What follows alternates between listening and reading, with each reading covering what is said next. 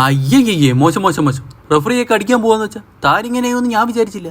ഞാൻ അടിക്കാൻ പോയെന്നല്ല, പിന്നെ നിങ്ങളെ മോന് പെണ്ണാലേക്കാൻ പോയതായിരിക്കും. കാര്യം എന്താന്ന് വെച്ചാൽ സംസാരിച്ച് ക്ലിയർ ചെയ്യാന്ന് വിചാരിച്ചു. ഓഹോ, ഞാൻ പിടിച്ചു മാറ്റിയില്ലായിരുന്നു, കാണായിരുന്നു. നിങ്ങക്ക് എന്നെ പോലെ നന്നായിക്കൂടെ? ഇതാരാ ഈ പറയുന്നത്? റെഫറിയെ കടിക്കാൻ പോയാലേടാ നീ? അതൊക്കെ പണ്ട്. ഇപ്പൊ ഞാൻ ശാന്തതയുടെ പാതയിലാണ്. ഏത് ശാന്ത?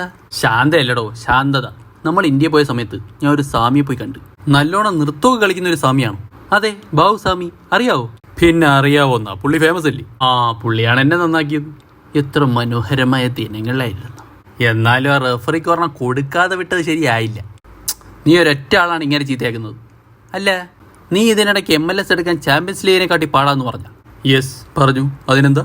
നീ എത്ര ചാമ്പ്യൻസ് ലീഗ് എടുത്ത്? അതിപ്പോ 1, 2 എണ്ണാവൊന്നും പറ്റത്തില്ല. പറ്റൂല, കാരണം എണ്ണാവൊന്നും ഇല്ലല്ലോ. എടാ, നീ ചാമ്പ്യൻസ് ലീഗ് എടുത്തവരടുത്ത് ചോദിര്. ഇയാള് ചാമ്പ്യൻസ് ലീഗ് എടുത്തിട്ടുണ്ടാവും, പക്ഷെ വേൾഡ് കപ്പ് എടുത്തിട്ടില്ലല്ലോ. അത് കാണിച്ചു തരാം. പൊക്കരുത്. ഒരു വേൾഡ് കപ്പ് എടുത്തെന്നും പറഞ്ഞ് എവിടെയൊക്കെ കൊണ്ട് ടാറ്റു അടിച്ച് വെച്ചേക്കുന്നോ എന്തോ.